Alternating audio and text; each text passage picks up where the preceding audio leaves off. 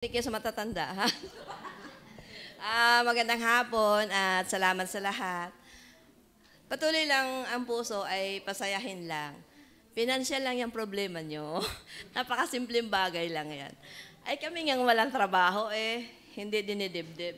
Ay ang mga bagay-bagay kasi pag totoo mong dinidibdib yung problema, lalong nalalalim.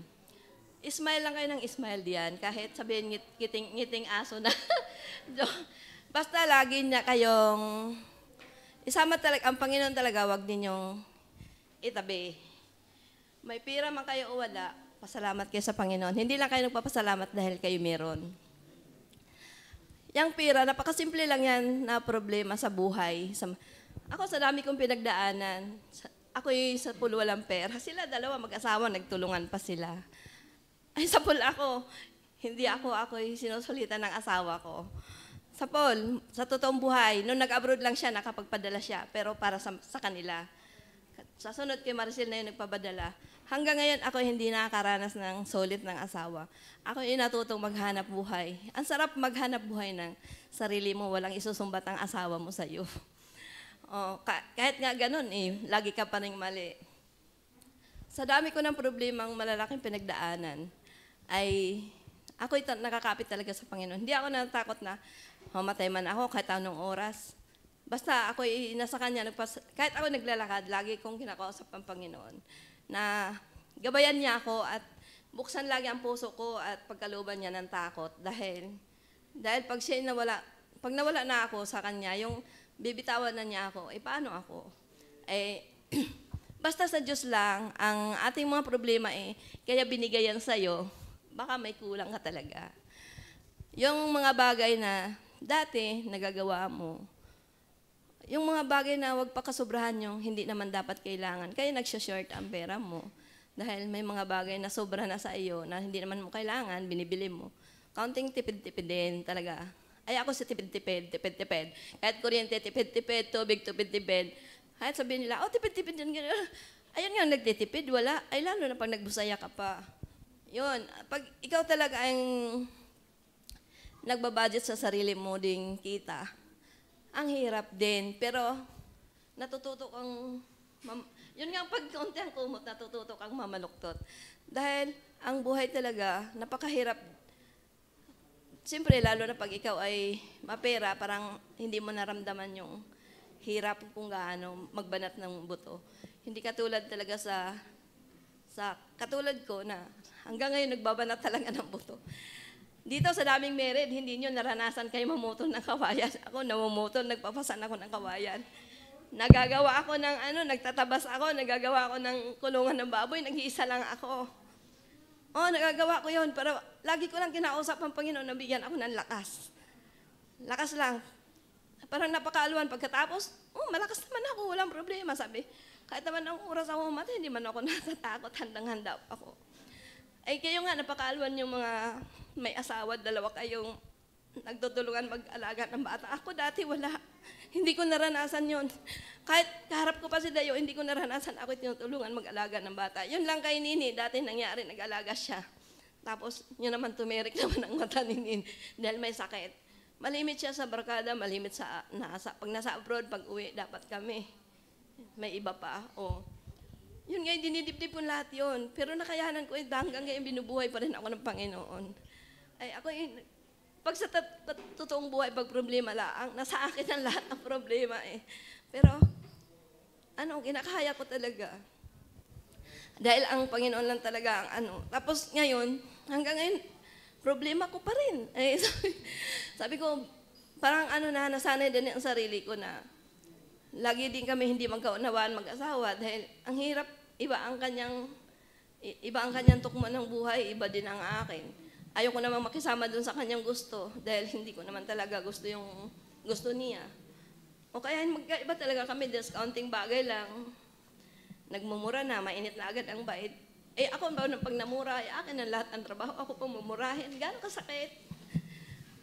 Tapos, inintindi ko na lahat. Tapos, may sultiro pa nga sa amin na lagi mo rin inintindi ng pagkain. O dapat unawain na, saan ka kukuha ng ganong babae? Lahat na iyong trabaho. Tapos, hindi ka man lang matulungan. Tapos, inunawa mo pa rin. Tapos pag nag-aaway kayo, gusto susuyuin mo pa din. Sabi ko, anong pait naman ng aking, pait pasablo ng aking buhay. Pero ako'y masaya dahil ang puso ko dahil nasa Panginoon. Akin sinulit talaga sa Panginoon ang aking puso. Kaya hindi ko na yung problema, parang ano na lang, yung minatamis na lang sa aking buhay. Na hindi nyo, kasarap nga tingnan yung yung katulad nga natin Tamila. Sweet na sweet sa mag-isa, sa mag-asawa. Hindi ko naranasan yun ng ganon. Pag kami may magkakasama, minsan, bihirang-bihira lang yun na hindi kami magkakasagutan. Dahil ayaw ko kasi ako yung sinasaktan ng isang salita.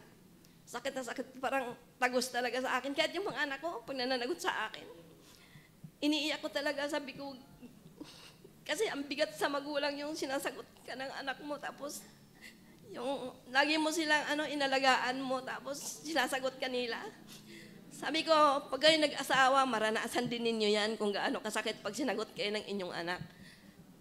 Yung hirap ng pag-aalaga mo sa anak, doon mo maranasan. Kaya, sinabi ko na sa kanila, naging magulang na kayo, kumusta? Sabi ko, kumusta ang pag-aalaga? Kaya pag sila nanakit, ako naman ang nagagalit. Lalo pag sinasaktan yung mga apo ko din, ayoko din basta-basta nila saktan nang wala naman sa lugar. Kasi nasasaktan din ako dahil inaalagaan ko din sila eh. Kaya, dapat lang matutong kahit galit man, matuto talagang yapakan mo yung galit mo, yapakan mo yung kung paano mo pakisamahan.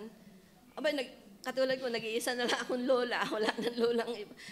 Sabi ko, sa aking mga apo, hindi ko naman sila tinuturuan ng masama. Ninalagaan ko naman talaga sila hanggat kaya ko. Kahit hindi ako makapahinga, kahit konting tulog sa umaga, gusto ko magpahinga. Talagang, uupo lang akong konti, nalangin lang ako, Panginoon, bigyan mo ko ng lakas na kaya ko pa. Kaya ko. Dahil gusto ko rin maalagaan si Gia eh. Kaso, sabi ko ba, bahala na kayo, Panginoon, kung kayo po ang magdugtong sa akin ng buhay dahil sa ginagawa ko araw-araw sobrang hirap. Ay, iba pa ang Tita Violi dahil may katuwang na nautusan. Si Utoy din, bihira din naman sa amin yung nandyan, lagi ding palayas yan. Kaya ang Diyos na lang talaga ang aking pinaghahawakan. Walang imposible sa Diyos na pasahin ang puso mo, bigyan ka ng lakas. Tapos lagi kong sinasabi sa Panginoon na sana yung aking utak ibalik naman sa wala yung memory gap, yung ibalik sa 16 years old na. Ang bilis yung mag-memory verse, baga, yun ang gusto ko. Yung pag nabasa ko yung mga verse, dahil gusto kong ma-memorya din sa akin sarili eh. Ang lagi kong sinasabi din sa Panginoon, yung lakas ng 30 years old, yun ang ibigay lagi sa akin. Parang ibinibigay naman ng Diyos sa akin eh. At saka yung yun talagang hinihiling ko yung pag nagbulay akong salita, gusto ko talaga na maabot ko yung malalim-lalim na pagbulay. Doon ako nag-i-enjoy eh. Yung masarap din, lalo pag sa madaling araw ka ng salita ng Diyos, ay ang sarap natanim din sa isipan mo at saka sa puso mo. At unti-unti mo rin siyang mabulay na bawat salita, tapos bawat tuldok, bulay ng bulay, ganon. Ang mga ibig sabihin, parang unti-unti ding maunawaan. At kaya, ako ay nagpapasalamat sa Panginoon. Yung mga problema nyo, kaunti lang yung problema. Pag pera lang, napakadaling solusyonan yan. At basta kayo, matuto lang talaga kayong, baka kulang pa ang inyong paglapit sa Panginoon, kaya hindi bigay talaga yung gusto nyo. At salamat sa Panginoon na sa lahat ng blessing na binigay niya sa akin, wala akong masasabi talaga sa puso ko, salamat sa kaligtasan pinagkaloob.